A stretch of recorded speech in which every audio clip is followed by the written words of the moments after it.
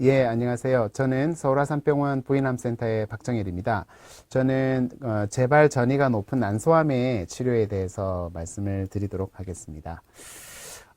우선 여기서 난소암이라고 하는 것은 난소암 중에 가장 많은 부분을 차지하고 있는 상피성 난소암을 의미하는 것이 되겠고요. 때로는 이제 나팔관암, 난관암, 혹은 원발성 복막암이라고 진단을 받는 경우도 있는데, 사실 난소암이나 나팔관암, 난관암, 원발성 복막암은 그냥 똑같은 암이라고 생각하시면 됩니다. 뭐 발병 기전이라든지 치료, 예후 등이 똑같은 암이라고 생각하시면 되겠습니다. 그래서 제 강의에서 지금 말씀드리는 난소암은 상피성 난소암이고, 나팔관암, 난관암, 원발성 복막암을 모두 포함하는 것이다라고 생각하시면 되겠습니다. 이런 난소암의 치료는 병기에 따라서 조금씩 다릅니다. 그래서 난소암의 병기에 대해서 먼저 말씀을 좀 드리겠습니다. 암이 난소에만 있는 경우에는 1기가 되겠습니다. 보시는 그림에서처럼 이 암이 난소를 약간 벗어나서 골반 안에만 있는 경우가 2기가 되겠습니다. 그리고 조금 더 암이 진행을 해서 골반을 벗어나서 상복부까지 암이 침범한 경우, 그리고 그 림프절이라고 하는 것이 있습니다. 골반하고 복부에 큰 혈관 주변에 이런 땅콩 모양 것들로 생긴 게 있는데 그걸 림프절이라고 합니다. 그게 림프절에 전이가 있는 경우도 3기가 되겠습니다. 그리고 4기는 악성 흉수, 폐 주변으로 그 암으로 인해서 물이 차 있는 경우, 그런 경우 악성 흉수라고 부르는데, 악성 흉수가 있는 경우, 그리고 이 암이 복부 골반의 복막을 벗어나서 타장기, 간이나 폐, 뼈 등으로 원격 전이가 있는 경우를 포비기라고 부릅니다. 이 두 가지를 포함해서 4기라고 하게 되고요. 여기에서 난소암 1기하고 2기를 초기 난소암이라고 부릅니다. 근데 그리고 3기와 4기를 진행성 난소암이라고 부릅니다. 사실 불행하게도 난소암은 대부분 진행성 난소암에서 발견이 됩니다. 초기 난소암으로 발견되는 것은 전체 난소암의 20% 정도밖에 안 되고요. 대부분 80%가 진행성 난소암에서 발견이 됩니다. 그리고 초기 난소암도 대부분 처음에 이것이 암이다라고 의심을 해서 수술해가지고 진단되는 것이 아니라, 암이 아닌 다른 양성 종양인 걸로 추정해서 수술한 이후에 조직 검사에서 우연히 난소암으로 진단되는 경우가 대부분이 되겠습니다. 그래서 이런 난소암은 이런 병기에 따라서 치료가 좀 달라지는데요. 우선 1기와 2기에 해당하는 초기 난소암의 치료에 대해서 말씀드리겠습니다. 초기 난소암은 여기 CT에서 보시는 것처럼 골반 안이나 난소에만 이렇게 암이 국한되어 있는 경우를 의미하는 거고요. 복강경 수술 장면입니다. 여기가 난소암에 해당하는데, 이렇게 난소나 골반에 국한된 경우 초기 난소암이 되겠습니다. 이런 경우에는 우선 수술적으로 암을 제거하는 것이 1번이고요. 이렇게 암이 다 제거된 뒤에도 재발률을 낮추기 위해서 대부분 보조 항암제 치료를 하시게 됩니다. 이것이 초기 난소암의 치료법이 되겠습니다. 그래서 초기 난소암의 수술법에 대해서 좀 더 말씀드리면, 초기 난소암의 수술법은 병기 설정 수술이라고 부릅니다. 흔히 이제 개복 수술을 통해서 수술을 하시게 되고요. 반드시 시행해야 될 수술 술기들이 있습니다. 우선 자궁은 다 제거를 하게 됩니다. 자궁 체부, 자궁 경부 전부 제거를 하시게 되고요. 양측에 있는 난소 나팔관을 모두 제거하시도록 되어 있습니다. 그래서 이 그림에서 보시는 것처럼 이렇게 제거를 하시고요. 그 다음에 앞서 말씀드린 림프절로 암이 잘 전이가 되기 때문에 골반 및 대동맥 옆 림프절 절제술을 함께 시행하시게 됩니다. 그리고 이제 대망 절제술도 시행을 하시게 되는데요. 이 대망이라고 하는 조직은 왼쪽 맨 아래에 있는 그림에서처럼 이 장들을 덮고 있는 지방으로 구성되어 있는 조직입니다. 이 대망으로도 암이 잘 전이되는 것으로 되어 있기 때문에 대망 절제술을 함께 하시고요. 그리고 대부분의 경우에는 이제 흔히 맹장 수술이라고 하는 충수돌기 절제술도 함께 시행하게 됩니다. 그리고 복막에 전이가 있는지 확인하기 위해서 복막 생검도 하게 되고, 이제 복수에 암세포가 있는지 복수 세포 검사까지 하시게 됩니다. 왜 암이 난소에만 국한되어 있는데 이렇게 다른 장기들도 다 제거하느냐 궁금하실 겁니다. 육안으로 봐서 혹은 CT로 봐서 이 암이 난소에만 있는 것처럼 보여도 실제로 이런 조직들을 떼어내서 현미경으로 조직 검사를 해보면 암 전이가 있는 경우가 한 15% 정도 됩니다. 그래서 이런 경우는 병기가 1, 2기가 아니라 육안상으로는 1, 2기지만은 현미경 조직 검사에서 3기로 올라가는 경우가 되기 때문에 그것을 확인하기 위해서 이렇게 다른 조직들도 함께 제거하는 것이 표준 수술로 되어 있습니다. 그래서 이러한 수술을 이제 병기 설정 수술이라고 부르고 있습니다. 이런 병기 설정 수술은 그러면 개복 수술만 가능하냐? 아닙니다. 초기 난소암에서는 경우에 따라서 개복을 하지 않고 복강경 수술이나 이제 로봇 복강경 수술을 할 수가 있습니다. 복강경 수술은 복부에 이런 작은 구멍만 뚫어서 수술을 하는 것이고요. 그 중에 이제 단일공 복강경 수술이라고 하는 것이 있습니다. 그것은 이 사진에서 보는 것처럼 배꼽에만 조그마한 구멍을 뚫어서 수술을 하시는 경우가 되겠습니다.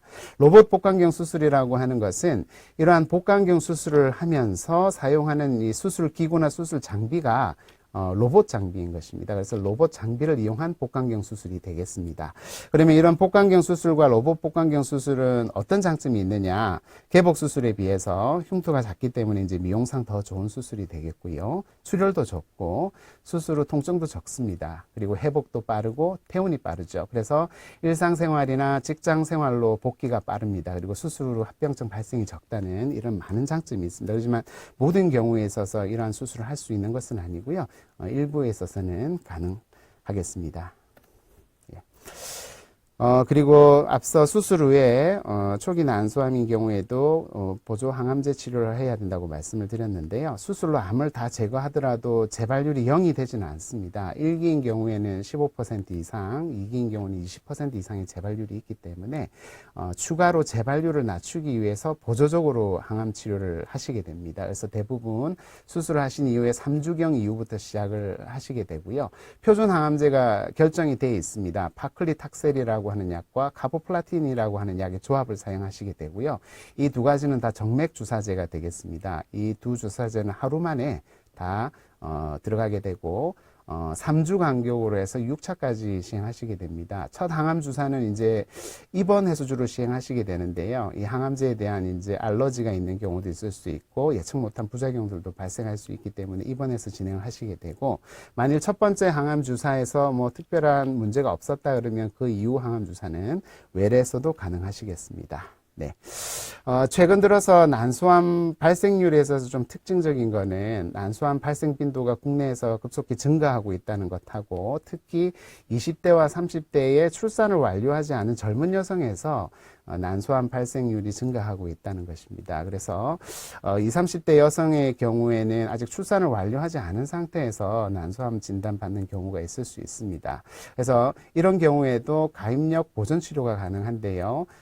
모든 경우에 다 할 수 있는 것은 아닙니다. 난소암 1기인 경우에만 조심스레 시행할 수 있는 걸로 되어 있고요. 난소암 1기이면서 치료 후 임신을 원하는 경우에 자궁하고 정상인 반대측 난소를 보존하면서 수술을 시행하는 겁니다. 그래서 이런 경우에도 그 1측의 난소 나팔관만 제거하는 것은 아니고요. 앞서 말씀드렸던 병기 설정 수술을 모두 시행은 해야 됩니다. 그러면서 자궁과 반대측 난소는 보존을 하는 거고요. 수술 이후에 역시나 보조 항암 치료도 시행을 하셔야 됩니다. 그래서 암이 다 없어졌다라고 하면 그 이후에 원하는 시점에 임신 시도를 할 수 있겠습니다. 현재까지 이런 치료를 받고 그 출산까지 완료하신 분들이 상당히 많습니다.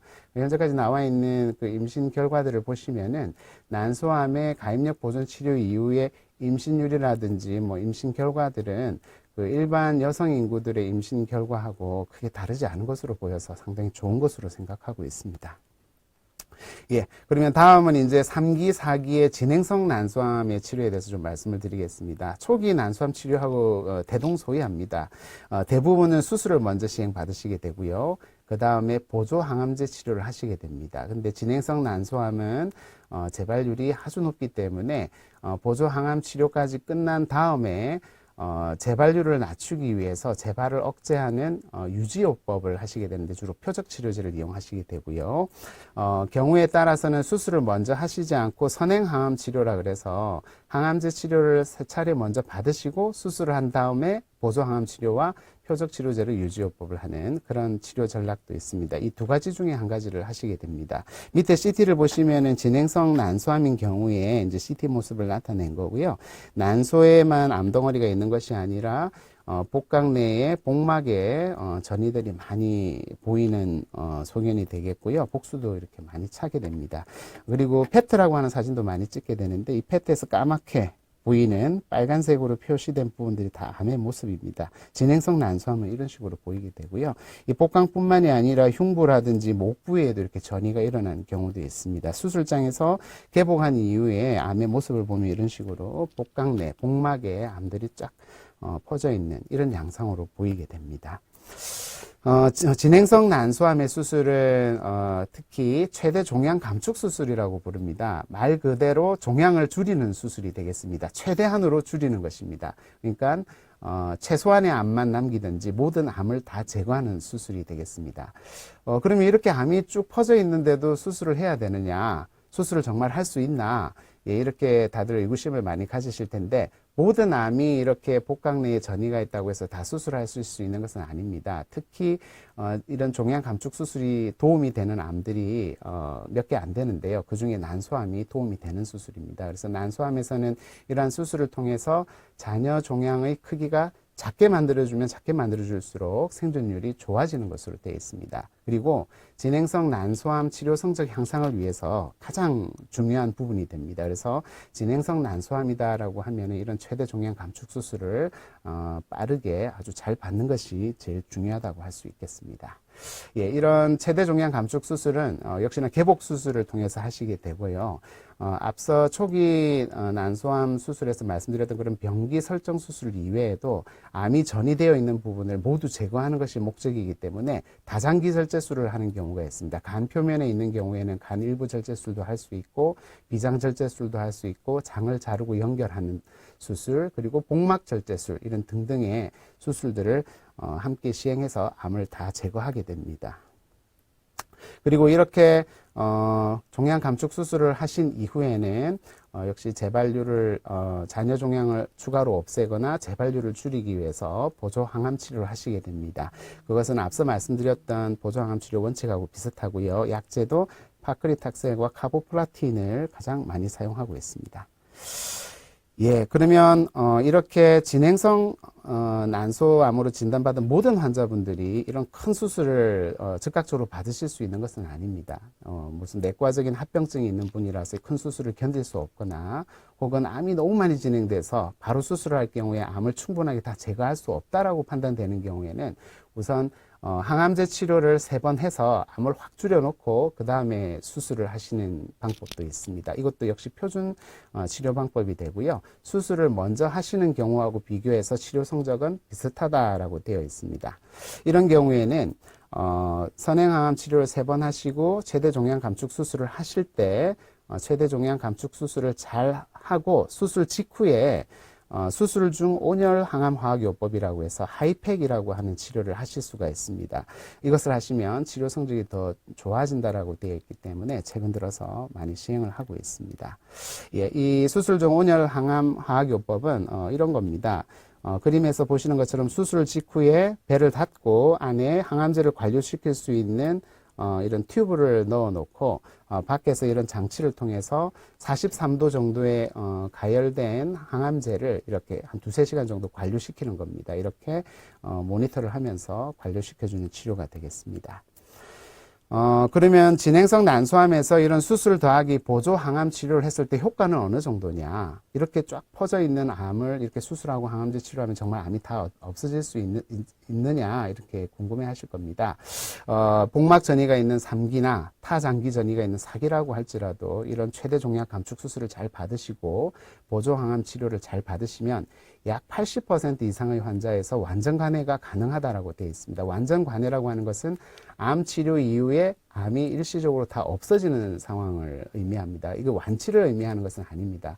왜냐하면은 경과 관찰하시다 보면은 80% 이상이 재발을 하기 때문에 그렇습니다. 그래서 최근에는 이렇게 수술하고 항암 치료 이후에 완전 관해가 왔을 때 재발을 억제하기 위해서 표적치료제를 이용해서 지속적으로 유지요법을 하는 것이 추천이 되고 있습니다. 그래서 현재까지 난소암에 사용할 수 있는 표적치료제 여러 종류가 있는데 몇 가지 소개를 드리면요. 첫 번째로 나온 것이 베바시주맙이라고 하는 약입니다. 이건 주사제가 되겠고요. 이것은 수술 이후에 보조 항암 치료를 하면서 함께 시작을 합니다. 두 번째 항암 주사를 맞는 주기 때부터 추가를 해서 항암 치료가 완료된 이후에 1년간 더 사용하는 방법입니다. 3주 간격으로 주사제로 맞도록 되어 있고요. 이 외에 이제 드시는 표적 치료제도 있습니다. 올라파립, 니라파립 이런 약들이 두 종류가 나와 있고요. 올라파립 같은 경우에는 브라카 변이, 브라카 유전자 변이가 있는 경우에 효과가 있는 것으로 되어 있고요. 수술 후에 백금 기반 항암 치료 4주기 이상 투여한 이후에 8주 이내에 시작해서 한 2년까지 재발 억제용 유지요법으로 사용할 수 있게 되어 있고요. 제줄라라고 하는 약은 브라카 변이가 있는 경우에도 효과가 있지만 브라카 유전자 변이가 없는 경우에도 효과가 있는 것으로 되어 있습니다. 역시 항암 치료 이후에 12주 이내에 시작해서 이 약은 재발이 없으면 쭉 드실 수 있는 약입니다. 그래서 재발이 발견되는 때까지 계속 재발 억제용으로 드실 수 있도록 되어 있고요. 아마 올 가을 겨울 사이에 브라카 변이가 있는 환자들의 경우에는 이 두 약제가 보험 급여가 될 거로 지금 기대를 하고 있습니다. 예, 그 브라카 유전자 변이 검사는 모든 환자분들에서 다 할 수 있는 것은 아닌데 상피성 난소암, 난관암, 복막암이 있는 환자들에서는 다 시행을 하실 수가 있습니다. 지금 보험급여도 되고 있고요. 그리고 환자분이 브라카 유전자 변이가 있다라고 한다면 그 가족분들도 보험급여를 받아서 검사를 하실 수가 있게 되어 있습니다. 그러면 브라카 유전자 변이 검사는 어떻게 하나? 예, 두 가지로 합니다. 한 가지는 이제 환자분의 혈액에서 환자분의 유전자 변이가 있는지를 검사를 하시게 되고, 그리고 환자분의 난소암 조직에서도 유전자 변이가 있는지를 검사를 하시게 됩니다. 그래서 난소암 환자분의 유전자 변이가 있는 경우에는 그것은 유전이 됩니다. 가족분들에게. 그래서 가족분들도 검사를 해야 되고요. 이런 유전자를 가지고 계신 경우, 변이를 가지고 계신 경우에는 70세까지 이제 난소암 유방암 발병 위험이 증가하는데 난소암 위험도는 44%, 유방암 위험도 11% 정도 됩니다. 일반 여성 인구에서 70세까지 난소암이나 유방암이 발생할 확률은 1% 이내라고 보고 있거든요. 그래서 상당히 높은 겁니다. 그래서 이런 경우는 예방적으로 난소 절제술도 추천드릴 수가 있습니다. 그러면 이런 브라카 유전자 변이가 있는 암은 변이가 없는 암에 비해서 어떤 의미가 있느냐? 네, 브라카 유전자 변이가 있는 난소암은 전체 난소암의 한 15% 내지 20% 정도 되는 것으로 알려져 있는데요. 브라카 유전자 변이가 없는 암에 비해서 항암제 치료에 아주 잘 듣는 것으로 되어 있습니다. 그리고 앞서 말씀드린 표적 치료제인 올라파립, 니라파립 치료에 잘 듣는 것으로 되어 있습니다. 그래서 다른 암에 비해서 예후가 좋은 암으로 알려져 있습니다. 예. 그리고 이제 마지막으로 이제 난소암의 표적 치료제인 면역항암제에 대해서 말씀을 드리고 제 강의를 마치도록 하겠습니다. 현재 난소암에서 사용할 수 있는 면역항암제는 펜브롤리주맙하고 니볼루맙이라고 하는 주사제가 지금 사용할 수 있도록 되어 있는데 아직 처음 진단된 난소암의 치료에서는 아직 잘 사용은 안 되고 있습니다. 대부분 재발암 치료에 사용이 되고 있고요. 앞으로 이제 좀 더 연구가 더 진행이 된다면은 처음 치료에서도 사용할 수 있는 길이 열리지 않을까 이렇게 생각이 듭니다. 네, 이상으로 재발 전이가 높은 난소암의 치료에 대해서 말씀을 드렸습니다. 예, 경청해 주셔서 감사합니다.